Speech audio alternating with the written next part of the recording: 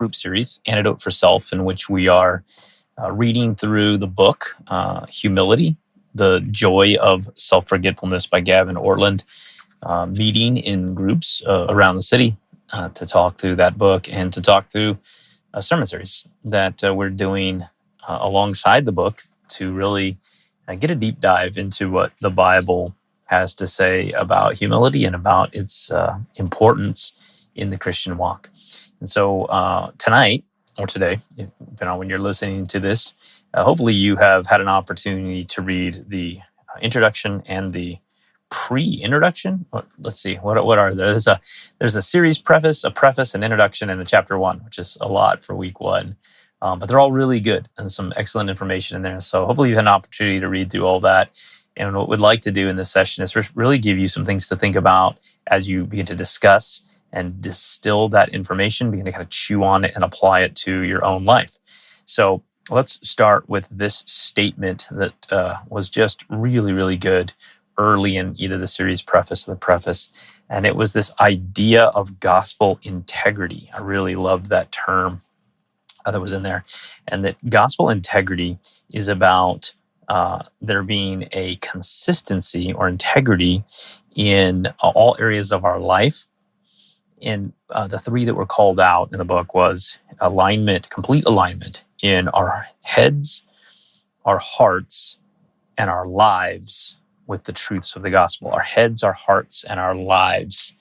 And I thought that was just phenomenal. It's not enough to intellectually understand the truths of the gospel. It's not enough to believe deep down in our heart things about the gospel. No, in reality, what is necessary for us is to have all 3. Our lives must show that. Our heart, our feelings, the deep convictions of our heart must show that, and our lives must live that out in the things that we do. And so there were four call-outs there. The book called out 4 places that the Apostle Paul was essentially saying through Philippians 1:27 that this gospel integrity would be necessary. Really, really like this, that we should live lives worthy, that we should essentially be united, that we should be courageous because of suffering, and the last one, humility, which is what we're working on in this series. And so here's what I'd like to do. Your first question, I'd love for you to just talk about why from the reading, why from the sermon, humility is such an essential part of living out a gospel life. And so what you can do here is just pause this recording for just a moment and just talk about your own observations thus far, your own thoughts. Why does humility seem like it's so important? Hopefully you had a great conversation. What I'd like to move on to is just a couple comments in the one of the prefaces as well that says this. I'll just read this. This won't be a question, but it says, humility is like oxygen, or should be like oxygen. It should be restorative and normalizing. And it goes on to talk about how to have a correct view of God. It would be this awesome, amazing experience to just actually see God for as great as He is, as powerful as He is, and that should give us perspective. That should change our perspective that we lose all the time in day-to-day life. And that's what humility does. Humility is being able to get a correct view of ourselves and of others and of God. So their statement in there was this: humility is oftentimes viewed as an impossible burden, but in reality, it should be as light as a feather. Impossible burden, but it should be as light as a feather. I want you to spend just a few minutes talking about, have you in your own life felt like at times that striving to be humble was really difficult? It's almost like a weight. And then why and how do you think humility could be as light as a feather? I'll let you have a few minutes to just talk through that in your life.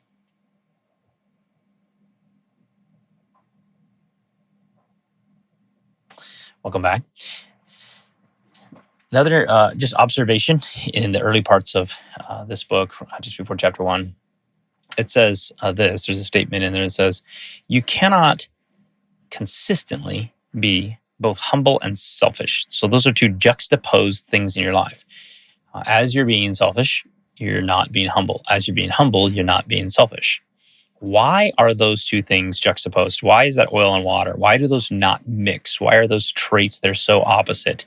I'll give you a few minutes to talk through that, and maybe examples from your own life or from observations and things that you've seen in other people, why you can't be both humble and selfish at the same time. Go ahead and pause this.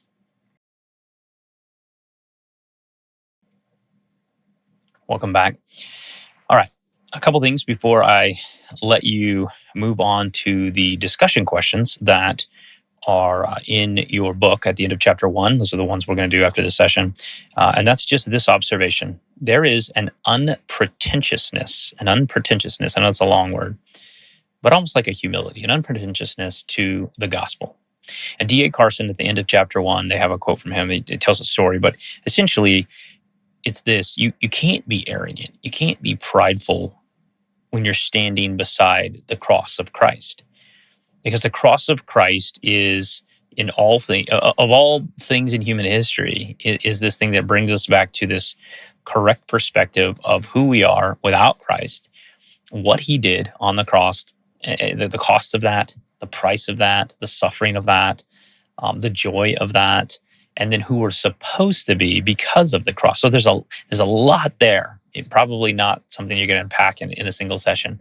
But I love the idea that if you could just stand next to the cross, it would help us so much in our pridefulness and our arrogance. And it's that thing in our lives that we can bring ourselves back to. So when we find ourselves dissatisfied, maybe angry at others, maybe offended, when some of those things are occurring, being able to picture yourself standing under the cross, I think is just a wonderful exercise to bring you back into alignment with the gospel in lots of areas of our life. So here's what I'm going to do. Thanks for just the moments that I got to talk to you tonight about discussion questions. There are 3 discussion questions at the end of chapter 1.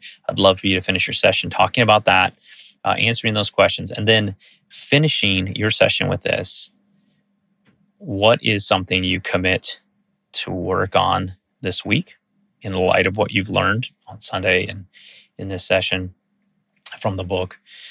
What is something you commit to work on this week? What is something that your group can pray for you about? And if it's sensitive, maybe split into, I hope you take an opportunity, if necessary, to split into guys and girls and split by gender in order to make sure that you can be vulnerable. What is something that your group can pray for you about? Not your aunt, like someone that's sick in your family, not those things, not that those aren't important, but you. What is something that your group can pray for you about this week?